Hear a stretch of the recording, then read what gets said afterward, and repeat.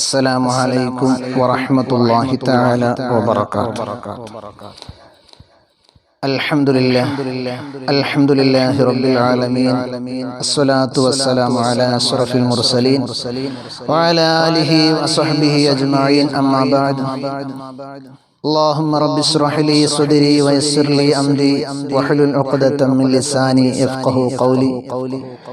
إن أريد إلا الإصلاح ما استطعت وما توفيقي إلا بالله عليه توكلت وإليه أنيب. أعوذ بالله من الشيطان الرجيم. بسم الله الرحمن الرحيم. يا أيها الذين آمنوا اتقوا الله حق تقاته ولا تموتن إلا وأنتم مسلمون. ആദരണീയരായ സത്യവിശ്വാസികളെ, സഹോദരന്മാരെ, അല്ലാഹു സുബ്ഹാനഹു വ തആല നാം ഏവരെയും ഈ മഹത്തരമായ ഭവനത്തിൽ ഒരുമിച്ച് കൂട്ടിയതുപോലെ, ഈ മഹത്തരമായ വെള്ളിയാഴ്ച ഒരുമിച്ച് കൂട്ടിയതുപോലെ അവന്റെ ജന്നാത്തുൽ ഫിർദൗസിലും ഒരുമിച്ച് കൂട്ടി അനുഗ്രഹിക്കുമാറാവട്ടെ. നമ്മുടെ ചെറുതും വലുതുമായ ദോഷങ്ങൾ അല്ലാഹു സുബ്ഹാനഹു വ തആല വിട്ടുപുറത്തു മാപ്പാക്കി തന്ന് അനുഗ്രഹിക്കുമാറാവട്ടെ. അല്ലാഹു സുബ്ഹാനഹു വ തആല നമ്മളിൽ നിന്ന് മരണപ്പെട്ടു പോയ ഒരുപാട് ആളുകൾ, നമ്മളിൽ നിന്ന് മരണപ്പെട്ടു പോയ ഒരുപാട് വ്യക്തിത്വങ്ങൾ അല്ലാഹു സുബ്ഹാനഹു വ തആല അവർക്കെല്ലാവർക്കും മഗ്ഫിറത്തും മർഹമത്തും പ്രദാനം ചെയ്ത് അനുഗ്രഹിക്കുമാറാവട്ടെ. ഒരുപാട് ആളുകൾ, നമ്മുടെ മാതാപിതാക്കൾ, ബന്ധുമിത്രാദികൾ, കൂട്ടുകുടുംബാദികൾ എല്ലാവരും ഖബറിലുണ്ട്. ഖബറിലുള്ള ആളുകൾ അല്ലാഹു തആല അവരുടെ എല്ലാം ഖബറുകളെ സ്വർഗ്ഗ പൂങ്കാവനമാക്കി കൊടുത്ത് അനുഗ്രഹിക്കുമാറാവട്ടെ. നമ്മൾ കഴിഞ്ഞ ആഴ്ച പറഞ്ഞത് ആത്മഹത്യയുമായി ബന്ധപ്പെട്ട വിഷയമാണ്. എന്നാൽ ഇന്ന് നമ്മൾ വളരെ വ്യക്തമായി, കൃത്യമായി ശ്രദ്ധിച്ചിരിക്കേണ്ട ഒരു വിഷയമാണ് സ്ത്രീധനം, അതല്ലെങ്കിൽ വിവാഹപരമായിട്ടുള്ള ആത്മഹത്യകൾ. ഈ വിഷയം നമ്മൾ വളരെയധികം ശ്രദ്ധിക്കണം. വിശുദ്ധ ഖുർആൻ പറയുന്നുണ്ട്, ഒരാൾ മുസ്ലിമായി ജീവിക്കുന്നത് പോലെ തന്നെ വളരെ പ്രധാനപ്പെട്ടതാണ് മരിക്കലും. വിശുദ്ധ ഖുർആൻ പറയുന്നു, യാ അയ്യുഹല്ലദീന ആമനുത്തഖുല്ലാഹ ഹഖ്ക തുഖാതിഹി വലാ തമൂതുന്ന ഇല്ലാ വഅൻതും മുസ്ലിമൂൻ. അല്ലയോ സത്യവിശ്വാസികളെ, നിങ്ങൾ അല്ലാഹുവിനെ തഖ്വ ചെയ്യുക, തഖ്വ ചെയ്യേണ്ടുന്ന രൂപത്തിൽ നിങ്ങൾ തഖ്വ ചെയ്യുക. വലാ തമൂതുന്ന ഇല്ലാ വഅൻതും മുസ്ലിമൂൻ, നിങ്ങൾ മുസ്ലിമായിട്ടല്ലാതെ മരിച്ചു പോവുകയും ചെയ്യരുത്. എന്ന് വെച്ചാൽ കാഫിറായി നിങ്ങൾ മരിച്ചു പോകരുത്, ചത്തുപോകരുത് എന്ന് പരിശുദ്ധമാക്കപ്പെട്ട ഖുർആനിൽ വളരെ വ്യക്തമായി പറയാം. അപ്പൊ അതുകൊണ്ട് തന്നെ മുസ്ലിമായി ജനിച്ചാൽ പോരാ, ജീവിച്ച് മരിക്കുകയും ചെയ്യണം. അതുകൊണ്ട് തന്നെ ഈ ഒരു വിഷയം നമ്മൾ ശ്രദ്ധിക്കണം. സഹാബാക്കൾ, സ്വർഗം കൊണ്ട് സന്തോഷ വാർത്ത അറിയിക്കപ്പെട്ട സഹാബാക്കൾ പോലും ആഖിബത്ത് നന്നാവണം, എന്റെ അവസാനം നന്നാവണം എന്ന് കുതിച്ചുകൊണ്ട് ജീവിച്ച ആളുകൾ നമ്മൾ ചിന്തിച്ചു നോക്കണം. അങ്ങനെയുള്ള ആളുകൾ, ആ ഒരു വിഷയത്തിൽ നമ്മൾ ശ്രദ്ധിക്കേണ്ടതുണ്ട്. ഈ ഒരു വിഷയത്തിലാണ് സ്ത്രീധനവും വിവാഹവും കടന്നു വരുന്നത്. പ്രവാചകൻ സ്ത്രീയെ ഒരു സ്ഫടികത്തോടാണ് ഉപമിച്ചത്. അതല്ലാതെ കാലിച്ചന്തയിൽ വില പറഞ്ഞ് മാടുകളെ വാങ്ങിക്കുന്നത് പോലെ വിവാഹത്തിന് ധനം പറഞ്ഞ് വാങ്ങുന്ന വരനും കൂട്ടരും ജാഹിലിയ സമ്പ്രദായത്തിലുള്ള ആളുകളാണെന്നാണ് നമുക്ക് മനസ്സിലാക്കാൻ കഴിയും. ഒരു പെൺകുട്ടിയെ വളർത്തിയവൾക്ക് ദീൻ നൽകി ഒരു പിതാവ് വരന്റെ കൈ ഏൽപ്പിക്കുമ്പോൾ അവൾക്ക് അങ്ങോട്ടും മഹർ നൽകി സ്വീകരിക്കണമെന്നാണ് ഇസ്ലാം കൽപ്പിക്കുന്നത്. എന്നാൽ ഈ സ്ത്രീധനം എന്ന് പറയുന്ന ദുരാചാരം എല്ലാ മഹല്ലുകളിലും കൊണ്ട് നടക്കുകയാണ്. എല്ലാ മഹല്ലുകളിലും ഉണ്ട് ഇത്. തെക്കൻ കേരളങ്ങളിൽ എന്ന് മാത്രമല്ല, എല്ലാ മഹല്ലുകളിലും, ഓരോരോ മഹല്ലുകളിലും, ഓരോരോ പ്രദേശങ്ങളിലും, ഓരോരോ സ്ഥലങ്ങളിലും നമുക്കിത് കാണാൻ കഴിയും. പറഞ്ഞില്ലെങ്കിൽ പോലും ഇങ്ങനെ ഒരു ധനം നമ്മൾ കൊടുക്കുന്നത് നിക്കാഹ് എന്ന് പറയുന്ന ഒരു കച്ചവടമായി മാറിയിരിക്കുന്ന ഒരു വിഷയം നമ്മൾ ശ്രദ്ധിച്ചിട്ടുണ്ടാവും. എത്രയോ വാപ്പമാർ, ഉപ്പമാരുടെ ഉപ്പമാരുടെ കണ്ണുനീരാണ് സ്ത്രീധനം എന്ന് പറയുന്ന സംഭവം. അതിങ്ങനെ വില പറഞ്ഞ് വേങ്ങിയെടുക്കുമ്പോ അത് വല്ലാത്തൊരു വിഷയമാണ്. ഇല്ലാത്ത കടം മേടിച്ചുകൊണ്ട് ഒരുപാട് സാമ്പത്തിക പ്രതിസന്ധി ഉണ്ടാക്കിക്കൊണ്ട് ആ സമ്പത്ത് കൊണ്ടുപോയി കൊടുക്കുമ്പോ അതിനുശേഷം പോലും അത് തന്നത് കുറഞ്ഞു പോയി എന്ന് പറഞ്ഞ് ഭാര്യമാരെ ഉപദ്രവിക്കുന്ന ജാഹിലിയ സംസ്കാരങ്ങൾ ഇങ്ങനെ വരുമ്പോഴാണ് അവസാനം ആത്മഹത്യ എന്ന കയറിൽ കുരുങ്ങിപ്പോകുന്ന എത്രയോ പെൺകുട്ടികൾ. നമ്മൾ ചിന്തിച്ചു നോക്കണം. തിരുസുന്നത്തിനോടുള്ള അവഗണന, തിരുസുന്നത്തിനോടുള്ള അവഗണന നമ്മൾ ചിന്തിച്ചു നോക്കണേ. നമ്മൾ ചിന്തിച്ചു നോക്കണം. പള്ളികളിലാണ് വിവാഹം നടത്തേണ്ടത് എന്ന സുന്നത്ത പള്ളികളിൽ വെച്ച് നടത്തണം. അതുപോലെ വിവാഹ പന്തലുകളിൽ നടക്കുന്ന ഹറാമുകൾ, ആർഭാടങ്ങൾ, പുതിയ പെണ്ണിന്റെ അതുപോലെ ഔറത്തുകളൊക്കെ കാണാൻ സാധിക്കുന്ന തരത്തിലുള്ള വസ്ത്രധാരണങ്ങൾ, ഇതെല്ലാം അവിടുത്തെ പവിത്രത, നിക്കാഹ് എന്ന് പറയുന്ന പരിപാടിയുടെ പവിത്രതയെ ഭംഗം വരുത്തുന്ന കാര്യങ്ങളാണ്. അവിടെ ഇരുന്നു കൊണ്ട് ദുആ ചെയ്തിട്ട് എന്താ കാര്യം? അവിടെ ഇരുന്നു കൊണ്ട് ദുആ ചെയ്തിട്ട് എന്താണ് കാര്യം? നമ്മൾ ചിന്തിച്ചു നോക്കുക. അവിടെ ഇരുന്നു കൊണ്ട് ദുആ ചെയ്യാണ്, അവിടെ ഇരുന്നു കൊണ്ട് ദുആ ചെയ്യാണ്. അല്ലാഹുവേ ഞങ്ങൾക്ക് ബറക്കത്ത് നൽകണേ, ഞങ്ങൾക്ക് ഖൈർ നൽകണേ. നമ്മൾ ചിന്തിച്ചു നോക്കണേ. എന്താ കാര്യം? ഒരു കാര്യമില്ല. ഒരു കാര്യം ഖുർആനിലെ ഒരു ആയത്തിൽ പറയുന്നുണ്ട്. ഖുർആനിലെ ഒരു ആയത്തിൽ പറയുന്നു, യാ അയ്യുഹല്ലദീന ആമനൂ ലാ തഅകുലു അംവാലകും ബൈനകും ബിൽ ബാത്തിൽ. നിങ്ങൾ ബാത്തിലായ ഒരു പൊരുത്തമില്ലാത്ത സമ്പത്തിനെ വാങ്ങി നിങ്ങൾ തിന്നരുതേ. ലാ തഅകുലു, നിങ്ങൾ കഴിക്കരുതേ. അങ്ങനെ കഴിച്ചാൽ ബറക്കത്തില്ല എന്നാണ്. അവിടെ ബറക്കത്തില്ല എന്നാണ്. ഇവിടെ അനധികൃതമായ സ്വത്ത് സമ്പാദനവും കൊലപാതകവും എല്ലാം അല്ലാഹു സുബ്ഹാനഹു വ തആല ചേർത്ത് പറഞ്ഞിരിക്കുന്നത് എന്തിനു വേണ്ടിയിട്ടാ? ആത്മഹത്യയെ കുറിച്ച് പറഞ്ഞിരിക്കുന്നത് എന്തിനു വേണ്ടിയിട്ടാ? ഇവിടെ ഇങ്ങനെ ഒരു സമ്പ്രദായം ഉണ്ടായിപ്പോയാൽ അവിടെ ഖൈറുണ്ടാവില്ല, ബറക്കത്തുണ്ടാവുകയില്ല എന്ന് പ്രത്യക്ഷമായി പരിശുദ്ധ ഖുർആൻ പറഞ്ഞു തന്നിട്ടുള്ളതാണ്. ഹദീസിൽ കാണാം, തുൻകഹുൽ മർഅതു ലിഅർബ, 4 കാര്യങ്ങൾക്ക് വേണ്ടി പെണ്ണിനെ വിവാഹം ചെയ്യപ്പെടാം. 4 കാര്യങ്ങൾ. ഈ 4 കാര്യങ്ങൾ 4 വേണമെന്നല്ല പറയുന്നത്, ഈ 4 കാര്യങ്ങൾക്ക് വേണ്ടി ചെയ്യപ്പെടാം. ഒന്ന് ലിമാലിഹ, അവളുടെ സമ്പത്തിന് വേണ്ടി, വലി ഹസബിഹ, വലി ജമാലിഹ, വലി ദീനിഹ, കുടുംബം, അതുപോലെ ഭംഗി, ഇതൊക്കെ നോക്കാം. പക്ഷേ വലി ദീനിഹ, ദീൻ, ഫൾഫർ ബിദാത്തി ദീൻ, അവിടെ ദീനാണ് നിങ്ങൾ പരിഗണിക്കേണ്ടത്. അവിടെ ദീനാണ് നിങ്ങൾ പരിഗണിക്കേണ്ടത്. അതല്ലാതെ കേവലം സമ്പത്ത് മാത്രമല്ല, ദീനുള്ള പെണ്ണാണോ എന്ന് നിങ്ങൾ നോക്കണം. ജനങ്ങൾക്ക് വിവാഹത്തിന്റെ പിറകിൽ ഒരുപാട് താല്പര്യങ്ങളുണ്ട്. അതിലൊന്നാം സ്ഥാനം ദീനിന് കൊടുക്കുമ്പോ അവിടെ ബറക്കത്ത് കയറി വരുമെന്ന് ശഫീഉനാ റസൂലുള്ളാഹ് സല്ലല്ലാഹു അലൈഹി വസല്ലം. ഇതെല്ലാം ഇത് മാത്രമേ ഉള്ളൂ എങ്കിൽ ദീനില്ലാത്ത ഒരു പെണ്ണിനെ കിട്ടിയിട്ട് എന്തേ കാര്യം? ദീനില്ലാത്ത ഒരു പെണ്ണിനെ നമുക്ക് ലഭിച്ചിട്ട് എന്തേ കാര്യം? നമ്മളൊന്ന് ചിന്തിച്ചു നോക്കണം. ദീനില്ലാത്ത ഒരു പെണ്ണിനെ നമുക്ക് കിട്ടിയിട്ട് എന്താ കാര്യം? കുറച്ച് സമ്പത്ത് ഉണ്ടായിട്ട് കാര്യമുണ്ടോ? കുറച്ച് സൗന്ദര്യം ഉണ്ടായിട്ട് കാര്യമുണ്ടോ? ഇല്ല. നമ്മൾ ചിന്തിച്ചു നോക്കണേ. വിവാഹത്തിലും കുടുംബ ജീവിതത്തിലും ബറക്കത്ത് നഷ്ടപ്പെടാൻ കാരണമാകുന്ന ഒരു കാര്യം ഞാൻ സാന്ദർഭികമായി ഉണർത്തുകയാണ്. വിവാഹത്തിലെ ധൂർത്തും ആഭാസങ്ങളുമാണത്. ഒരാളുടെ ബന്ധങ്ങളനുസരിച്ച് ആളുകളെ ക്ഷണിക്കുന്ന അത് ഒരു അതിഥികൾക്ക് ഭക്ഷണം നൽകുന്നത് ഒരു ദൂർത്തല്ല.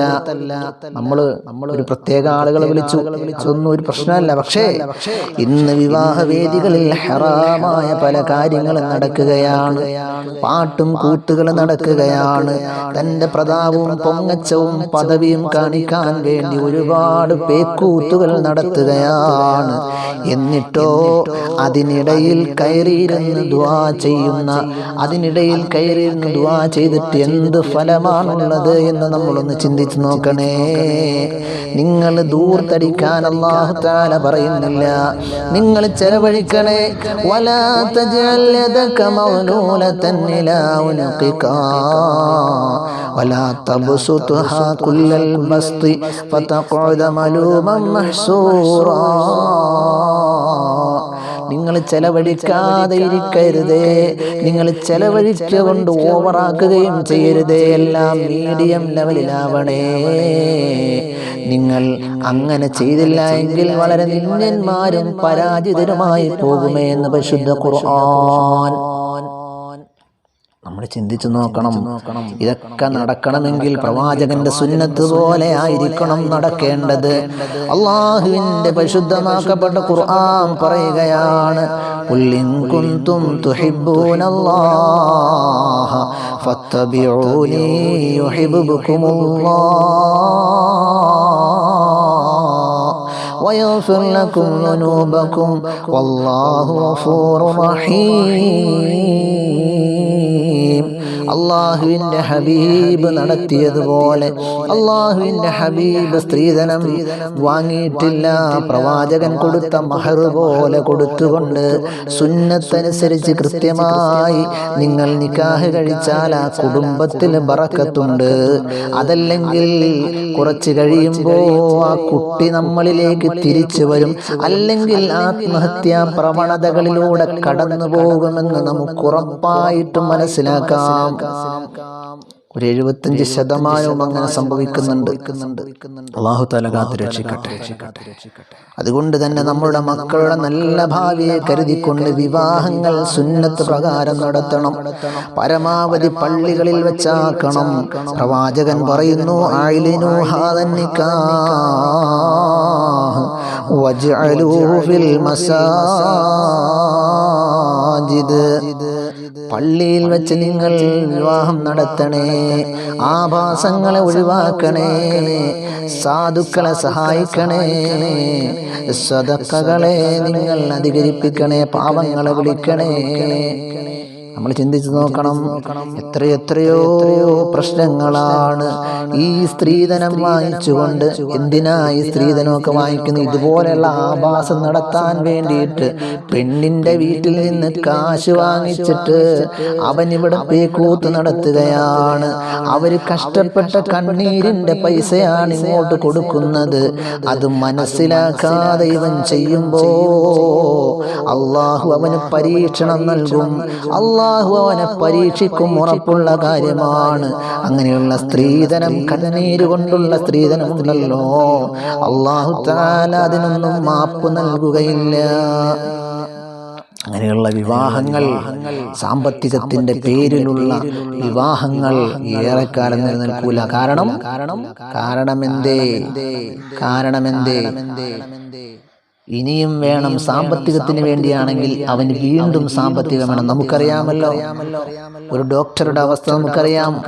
അതിനു മുൻപേ പാമ്പ് കടിപ്പിച്ച് വിഷമുള്ള മൂർഖനെ കൊണ്ട് വിട്ടുകൊണ്ട് ഭാര്യയെ കൊന്നൊടുക്കിയ ഒരു ഭർത്താവിന്റെ ചരിത്രം നമുക്കറിയാം. വിവാഹത്തിന് വേണ്ടിയിട്ടുള്ള വാഗ്ദാനം നൽകിയിട്ട് കോടിക്കണക്കിന് രൂപ ചോദിച്ചതിന്റെ പേരിൽ ആത്മഹത്യ ചെയ്ത സംഭവം നമുക്കറിയാം. അതുപോലെ ഈ അടുത്ത് കുടുംബക്കാരുടെ, ഭർതൃവീട്ടുകാരുടെ നിരന്തരം പ്രശ്നങ്ങൾ മുഖേന ആത്മഹത്യ ചെയ്ത ആളുകളുടെ വിഷയം നമുക്കറിയാം. അതൊക്കെ എന്തിന്റെ പേരിൽ? ആ സാമ്പത്തികം നോക്കിയതിന്റെ പേരിൽ.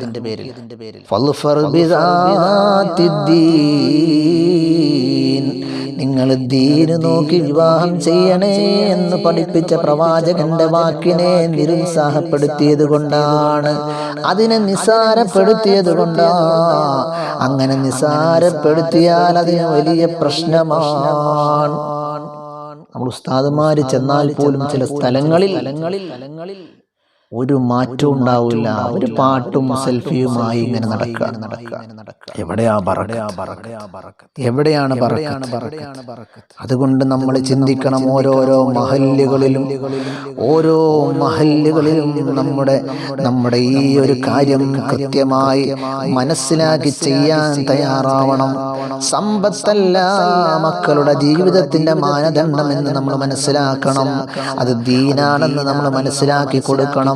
അല്ലാഹുവിൻ്റെ ഹബീബായ മുഹമ്മദ് മുസ്തഫ സല്ലല്ലാഹു അലൈഹി വസല്ലമ തങ്ങൾ പറയുകയാ, ഹളീറത്തുൽ ഖുദ്സ് എന്ന് പറയുന്ന കൊട്ടാരമുണ്ട്. ഹളീറത്തുൽ ഖുദ്സ് എന്ന് പറയുന്ന കൊട്ടാരമുണ്ട്. ആ കൊട്ടാരം ആർക്കാണ് ലഭിക്കുക എന്നറിയുമോ സഹാബ? ഹളീറത്തുൽ ഖുദ്സ് എന്ന് പറയുന്ന കൊട്ടാരം ലഭിക്കുന്നത് 4 വിഭാഗം ആളുകൾക്കാ. അതിൽ ഒരു വിഭാഗം ആരെന്നറിയുമോ? മർഅത്തുൻ തുഈനു സൗജിഹാ, തൻ്റെ ഭർത്താവിനെ സഹായിക്കുന്ന ഭാര്യക്കാണ്. എന്ത് കാര്യത്തിൽ? അവൻ്റെ ദീനിൻ്റെ കാര്യത്തിൽ സഹായിക്കുന്ന ഭാര്യക്കാണ് ഹളീറത്തുൽ ഖുദ്സ് ലഭിക്കുക എന്ന് ഷഫീഉനാ റസൂലുള്ളാഹ് സല്ലല്ലാഹു അലൈഹി വസല്ലം. തൻ്റെ ഭർത്താവ് കിടന്നുറങ്ങുമ്പോൾ, അല്ലയോ ഭർത്താവെ നിസ്കരിക്കാൻ സമയമായി, അതല്ലെങ്കിൽ എന്തെങ്കിലും അർഹമായ കാര്യങ്ങൾ സമയമായി എന്നറിയിച്ചു കൊടുക്കുന്ന ആ നിലയിൽ ചെയ്യുന്ന ഒരു ഭാര്യയാണെങ്കിൽ ആ ഭാര്യയ്ക്ക് നാളെ ഹളീറത്തുൽ ഖുദ്സ് ഉണ്ട്. അതുപോലെ ഭർത്താവ് തൻ്റെ കുടുംബാദികൾക്ക് ഖൈർ പറഞ്ഞു കൊടുക്കുന്ന, നന്മ പറഞ്ഞു കൊടുക്കുന്ന, തൻ്റെ മക്കളെ നല്ല രീതിയിൽ ഇസ്ലാമിക ഇസ്സത്തോടുകൂടി വളർത്തുന്ന തൻ്റെ ഒരു ഭർത്താവ് ഉണ്ടെങ്കിൽ അവർക്കും നല്ല പ്രതിഫലം നാളെ സ്വർഗത്തിൽ ലഭിക്കുമെന്ന് പ്രവാചകൻ നമ്മളെ പഠിപ്പിച്ചിട്ടുണ്ട്. നമ്മൾ ചിന്തിച്ചു നോക്കണം.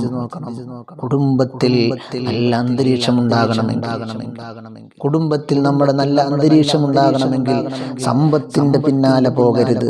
സമ്പത്തിന്റെ പിന്നാലെ, സമ്പത്ത് ഇൻഷാ അല്ലാഹ് നമ്മുടെ പിന്നാലെ വരും, അല്ലാഹു തആല നമുക്ക് നൽകും. പക്ഷേ അവിടെയല്ല വിഷയം, സമ്പത്താണ് വിഷയം എന്ന് വിചാരിച്ചിരുന്നാൽ അല്ലാഹു സുബ്ഹാനഹു വ തആല വെറും സമ്പത്തിന്റെ പിന്നാലെ നമ്മളെ കൊണ്ടുപോയി വിടുമെന്ന് പ്രവാചകൻ പഠിപ്പിക്കുകയാണ്. ഒരൊറ്റ ഹദീസ് കൂടി പറഞ്ഞുകൊണ്ട് അവസാനിപ്പിക്കാം.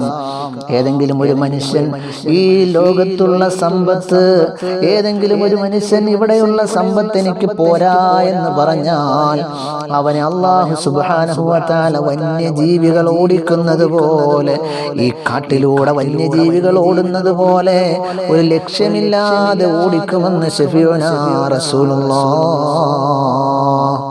സല്ലല്ലാഹു അലൈഹി വസല്ലം. നമ്മൾ ചിന്തിച്ചു നോക്കുക, കുടുംബത്തിലെ ഭാര്യ ഖൈറായവളാണെങ്കിൽ, കുടുംബത്തിലെ ഭാര്യ നല്ല സ്വഭാവമുള്ളവളാണെങ്കിൽ എന്തിനാണ് സമ്പത്ത്? സാമ്പത്തികം കൂടുന്നതനുസരിച്ച് അവർ തമ്മിലുള്ള അന്തരം കൂടും. ഭാര്യയോട് ഉപദേശിക്കാൻ പറ്റില്ലാത്ത ഒരു ഭർത്താവിനോട് ഉപദേശിക്കാൻ പറ്റാത്ത ഭാര്യ. കാരണം രണ്ടുപേരും വലിയ പദവിയിലാണുള്ളത്. അതുകൊണ്ട് തന്നെ ഇവർക്ക് രണ്ടുപേർക്കും അങ്ങോട്ടും ഇങ്ങോട്ടും ഉപദേശിക്കാൻ പറ്റാത്ത അവസ്ഥ. അവിടെയല്ല ദീൻ, അവിടെയാണ് നമ്മൾ പറയുന്നത് ദീനാണ് ഏറ്റവും വലുത്. അല്ലാഹു സുബ്ഹാനഹു വ തആല ദീൻ അനുസരിച്ച് ജീവിക്കുന്ന ഇണകളെ നമ്മുടെ മക്കൾക്ക് നൽകി അനുഗ്രഹിക്കുമാറാവട്ടെ. അതാണായാലും പെണ്ണായാലും. നമ്മൾ ആ ഒരു വിഷയം ശ്രദ്ധിക്കണം. ഇല്ലെങ്കിൽ സ്ത്രീധനവുമായി ബന്ധപ്പെട്ടുള്ള ആത്മഹത്യകൾ നടക്കും, അത് ഉറപ്പുള്ള കാര്യമാണ്. അല്ലാഹു സുബ്ഹാനഹു വ തആല കാര്യങ്ങൾ മനസ്സിലാക്കി അമൽ ചെയ്തുകൊണ്ട് സ്വർഗം നേടുന്നവരിൽ നമ്മളെല്ലാം ഉൾപ്പെടുത്തി അനുഗ്രഹിക്കുമാറാവട്ടെ. അല്ലാഹു സുബ്ഹാനഹു വ തആല നമ്മൾ നൽകുന്ന സദഖകൾ, നമ്മളുടെ എല്ലാ സൽക്കർമ്മങ്ങൾ അല്ലാഹു തആല പരിപൂർണമായി ഖബൂൽ ചെയ്ത് അനുഗ്രഹിക്കുമാറാവട്ടെ. നമ്മൾ ഇന്ന് മരണപ്പെട്ടു പോയ ഒരുപാട് ആളുകൾ അല്ലാഹു തആല അവർക്കെല്ലാവർക്കും മഗ്ഫിറത്തും റഹ്മത്തും പ്രദാനം ചെയ്ത് അനുഗ്രഹിക്കുമാറാവട്ടെ. അതുപോലെ ഫലസ്തീനിലുള്ള ഒരുപാട് മുസ്ലിം സഹോദരങ്ങൾ ഒരുപാട് ബുദ്ധിമുട്ടിലാണ്. അല്ലാഹു തആല അവരുടെ ബുദ്ധിമുട്ടിനെ എല്ലാം നീക്കി കൊടുത്ത് അനുഗ്രഹിക്കുമാറാവട്ടെ. വആഖിറു ദഅവാന അനിൽ ഹംദുലില്ലാഹി റബ്ബിൽ ആലമീൻ. അസ്സലാമു അലൈക്കും വറഹ്മത്തുള്ളാഹി തആല വബറകാതുഹു.